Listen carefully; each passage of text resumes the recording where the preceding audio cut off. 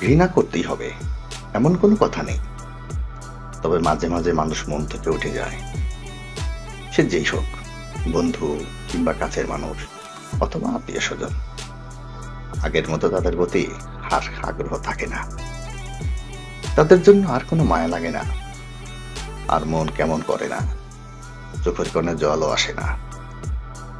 চোখের সামনে ছারকার হতে দেখলেও বলতে ইচ্ছে করে না যে তোমার কি খুব বেশি কষ্ট হচ্ছে। বলতে ইচ্ছে করে না তুমি এটা করো না, ওটা করো না, তোমার জন্য এটা ঠিক নয়, ইত্যাদি। ঘৃণা তো কেবল মনের কোণে জমে থাকা ভালোবাসার এক বিপরীত প্রতিক্রিয়া মাত্র। আর আগ্রহ হারানো হলো বহু চেষ্টার পর ব্যর্থতার স্বীকার করা। আগ্রহ হারালে না থাকে কিছু পাওয়ার ইচ্ছে, আর না থাকে কিছু হারানোর ভয়, না থাকে ঘৃণা, না থাকে সহানুভূতি। আগ্রহ যেমন মানুষকে অতি কাছের করে, আবার আগ্রহ হারালে সে প্রিয় মানুষগুলো হয়ে যায় দূরের কেউ একজন।